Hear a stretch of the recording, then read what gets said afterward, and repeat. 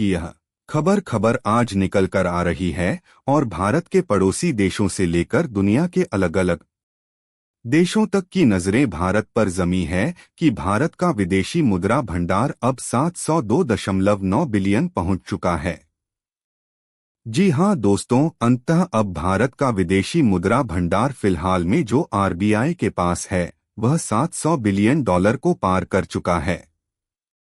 लेकिन सबसे बड़ी बात यह नहीं है कि भारत का विदेशी मुद्रा भंडार 700 बिलियन डॉलर को पार कर गया है,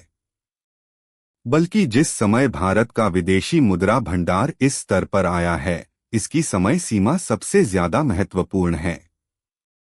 और दूसरी चीज जो महत्वपूर्ण है कि खबरें साफ साफ बयान कर रही हैं कि भारत का विदेशी मुद्रा भंडार अब तक के सबसे ऊंचे स्तर के एकदम करीब पहुंच चुका है। लेकिन सबसे बड़ी बात यह है कि भारत के विदेशी मुद्रा भंडार में न सिर्फ डॉलर, पाउंड और युवान जैसी मुद्रा बढ़ी है, बल्कि सोना भी एक बहुत बड़ी भूमिका निभा रहा है। तो आइए पूरी अपडेट को समझते हैं इस वीडियो में। लेकिन उससे पहले अगर आप चाहते हैं कि भारत की आवाज पूरी दुनिया तक पहुंचे और हमारा देश हर क्षेत्र में आत्मनिर्भर बने, तो इस वीडियो को लाइक करें और सब्सक्राइब बटन दबाकर इस चैनल को सब्सक्राइब करें।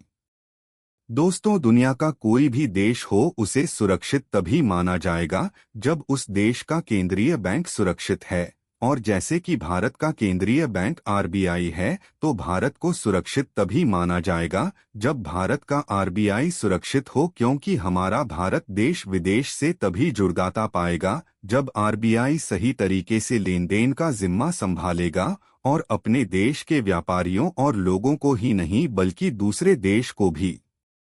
जब आरबीआई पर विश्वास होगा तो उन्हें उतना ही बड़ा विश्वास भारत पर और भारत की अर्थव्यवस्था पर होगा और यहीं से सामने वाले देश को एक भरोसा मिलता है